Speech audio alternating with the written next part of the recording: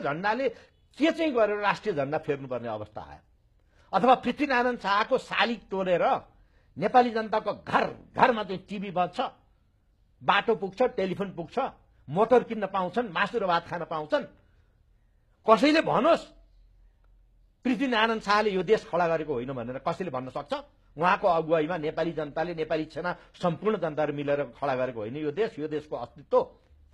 म अर्को कुरा के भन्न चाहन्छु, अहिलेका कैयौं यहाँका बुज्जडहरूले, बुजक्कलहरूले, नेताजीहरूले स्टालिन र लेनिनको फोटो अफिसमा राख्छन्, घर घरमा राख्छन्, पूजा गर्छन्, खाता ओढाउँछन्। म भन्न चाहन्छु नेपाली जनताको अगाडि, लेनिन र स्टालिनले नेपाल र नेपालीको लागि के गरे? स्टालिनले के गर्यो नेपाल र नेपालीको लागि? र उहाँलाई पूजा गर्नु पर्यो? एक्सेप्ट उहाँले मिलियन्स अफ पिपुल आफ्नै मार्नुभयो उहाँले। यो त वास्तविकता हो, इतिहास हो यो। तर पृथ्वीनारायण शाहले यो देश खडा गर्यो। He is the father of the nation, he is the father of this army. त्यसैले पृथ्वीनारायण शाहको फोटो त्यहाँ छ। त्यो मात्र होइन, म प्रधान सेनापति हुँदाखेरि नेपाली सेनाको हरेक ब्यारेकमा पृथ्वीनारायण शाहको फोटो राख्नु भनेर मैले भने र राखेका छन् र अहिलेको नेतृत्वले राखेका छ। म गौरव गर्छु यो नेतृत्वसँग। के यो वास्तविकता होइन र? पृथ्वीनारायण शाहको नाम मेट्दैमा नेपालको के भन्छ यो गोर्खाको नाम चाहिँ मेटिन्छ र? इतिहास मेटिन्छ र? इतिहास त मेटिँदैन नि। त्यसो भए त क्रोमवेलको त नामै सुन्न नपर्ने बेलायतमा मलाई छैसी भवनमा आएर दुईटा एम्बेसडर साहबले उहाँकै केही नेताहरूले पनि भने ओ राजाका रानीका फोटो सबै रहेछन्, सारा राजाहरूको, पुरानो राजाहरूको फोटो पनि छ त्यहाँ, राखेका थिए। त्यो पहिलादेखि राखेको। मैले भने it's a history. Don't you know that Cromwell is the best hospital, one of the best hospitals in London? त्यसो त क्रोमवेलको त नामै नसुन्नु पर्ने हो नि त्यहाँ। किन? इतिहास इन्डियामा हेर्नुहोस्, कैयौं बेलायती जर्नलहरूका, बेलायती नेताहरूका फोटोहरू बनाएर राखेका छन्, स्ट्याचु छ त्यहाँ। इतिहास हो नि। इतिहास त मेटेर मेटिँदैन नि। ऐतिहासिक रूपमा त्यस कारणले म चाहिँ गौरव गर्छु। मेरो शान हो, मेरो रबाफ हो। रातो र चन्द्र सूर्य जङ्गी निशाना हाम्रो नेपालीहरूले गौरव गर्नुपर्छ। यसमा हाम्रो धरोहर हो यो, हाम्रो सास प्रश्वास हो यो। मेरो मुटुको ढुकढुकी छ त्यो झण्डामा, त्यो पृथ्वीनारायण शाहमा। म गौरव हुन्छु यो भन्न पाउँदाखेरि। यस्तो विश्वास गर्ने मान्छेले नेपालको अस्तित्वलाई यसरी एकात्मक रूपमा चाहिँ नि स्वीकार गर्ने मान्छेले नेपालको भविष्य कस्तो देखेको छ एकचोटि बताइदिनुहोस्। संघीयतामा जानुपर्छ भनिरहेका छन्।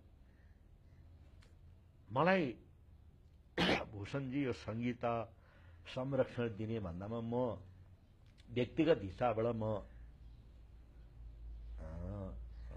के भन्छ सेटिस्फाई छैन।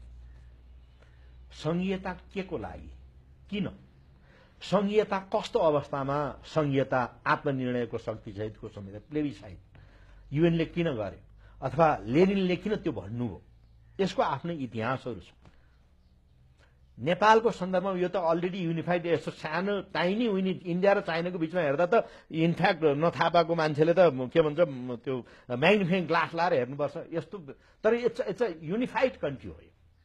अब यसलाई चाहिँ 14 राज्य गराउने चाहिँ फर इक्जाम्पल अब हेर्नुहोस्, 14वटा गभर्नर, 14वटा चाहिँ मिनिस्टर, प्राइम मिनिस्टर, अब 14वटा चाहिँ आर्मी, के अरे पुलिस चिफ, दुनियाँभर हुनु पर्यो। अब तिनीहरूलाई गाडी चाहियो, घर चाहियो, 14वटा गभर्नर चाहियो।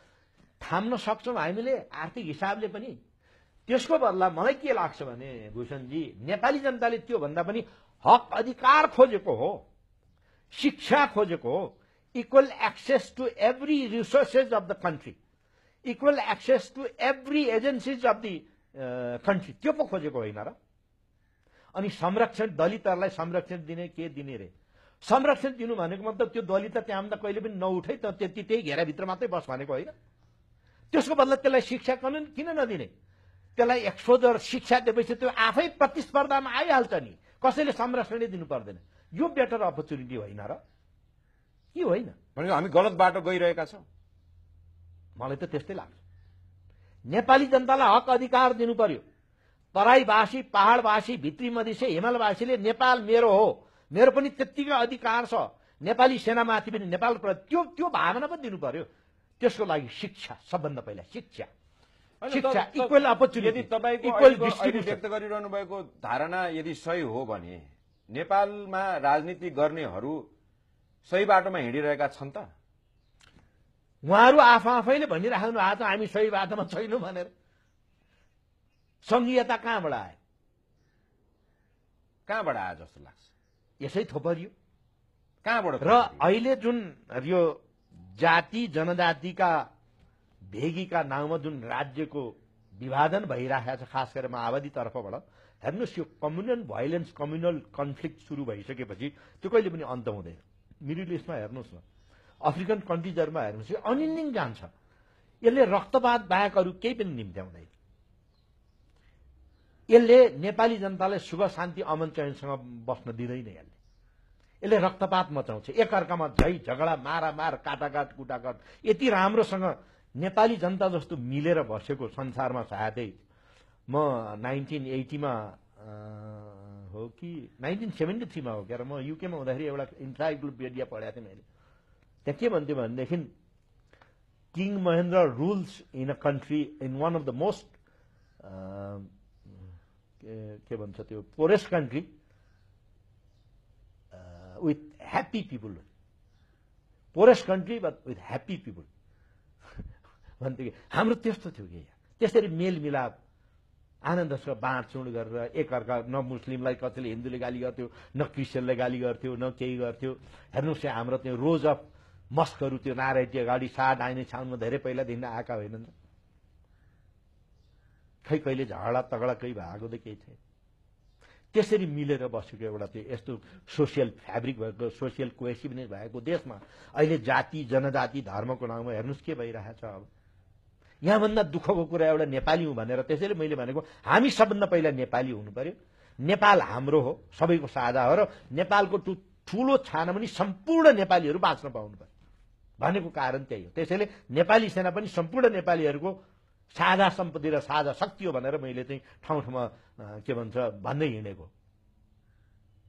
यहाँले आज अभिव्यक्त गर्नुभएका चिजहरू सुन्नुपर्नेहरूले सुनुन्, यहाँका मनन योग्य भावनाहरू मनन पनि गरियोस्, र सर्वप्रथम नेपाली भएर जुन तपाईँले मनोभावनाहरू व्यक्त गर्नुभयो त्यो त कसैले नकार्नै सक्छ जस्तो मलाई लाग्दैन। यहाँले आज हामीलाई जुन किसिमको एउटा क्यान्डिड इन्टरभ्यू दिनुभयो जर साहब, यहाँलाई धेरै धेरै धन्यवाद। र तपाईँ हामी सबैको एउटै चाहना, देशले सही बाटो लियोस्, शान्ति अखण्ड होस्, यही नै हाम्रो शुभकामना। भूषणजी, थ्याङ्क यू भेरी मच। मेरा कुराहरू राख्ने मौका नेपाली जनताको अगाडि यो मौका दिनुभएकोमा म धन्यवाद दिन चाहन्छु। र नेपाली जनतालाई म फेरि एकपल्ट निवेदन गर्न चाहन्छु कि यो रुक्माङ्गत पनि एउटा साधारण नेपाली हो, तपाईँहरू जस्तै शान्तिको पक्षपाती हो, शान्तिकामी हो। Thank you.